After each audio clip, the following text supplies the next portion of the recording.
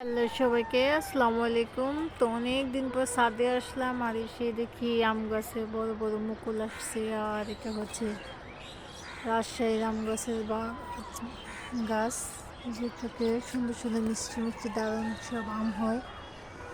তো দেখে এতটা ভালো লাগলো, ভাবলাম বন্ধুদের সাথে একটু শেয়ার করে নিই। আর এইদিকে দেখতে পাচ্ছি লেবু গাছে ফুল ধরেছে। এখন যেহেতু পাতা ঝরে পড়ে যাচ্ছে, তার জন্য কি আর করা, তো যে যতটুকু ছিল পাতা, তার মধ্যে দেখেন মাশাল্লাহ কত সুন্দর ফুল। আর মাশাল্লাহ এই গাছটা থেকে অনেক লেবু খেয়েছি। এই যে এখানেও ফুল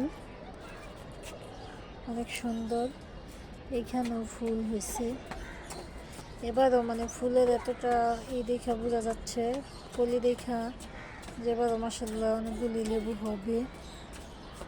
দেখুন, আর এখানে দেখা যাচ্ছে মালটা গাছে ফুল ধরছে। অনেকগুলো ফুলে একসাথে হয়েছে, জানি না কয়টা হয় মালটা, কিন্তু দেখতে আসলে ছাদের গাছ দেখতেই সুন্দর। ফল মাল মানে এতটা মজা না, মালটা বিশেষ করে একদম কোনো রস থাকে না, এরকম ধরনের মালটা হয়। এখন আমার মেয়ে একটা গান বলবে, শোনা বলো, জুড়ে বলো।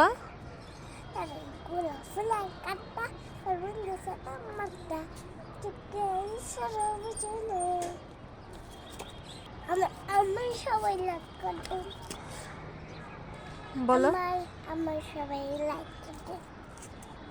বলো।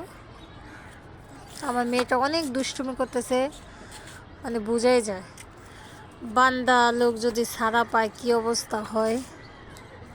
আর এই দিক দিয়ে দেখেন ছাদের উপরে সিম গাছের কি অবস্থা, হারে পুষ্টির কি অভাব। এখানে ফুল মাশাল্লাহ ভালোই ধরছে সিম, এই যেদিকেও আছে। এখানে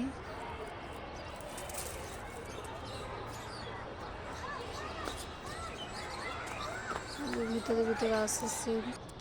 আর এইখানে দেখা যাচ্ছে একটা মরিচ গাছ, যে মরিচগুলো বিশেষ করে আমরা বাজারে থেকে কিনে খাই। দেখেন এই মরিচগুলো মাশাল্লাহ কত সুন্দর। এই মরিচটার কাহিনী আছে, এটা হয়েছে আমি ছাদে মরিচ রোদে দিয়েছিলাম, তো ওইখান থেকে যে বিচিগুলো পড়ছে ওইখান থেকে আমার বড় মেয়েটা কয়েকটা বিচে বালতিতে ফেলে রাখছে, আর ওইখান থেকে গাছ হয়ে দেখেন মাশাল্লাহ কত সুন্দর মরিচ হয়েছে।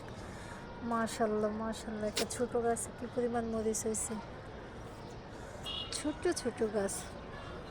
আর একটি গাছ দেখেন,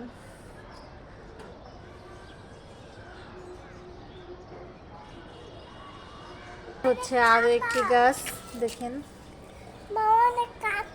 হ্যাঁ দেখো, ওই যে কাঁটা, কিসের কাঁটা? গোলাপ ফুলের কাঁটা।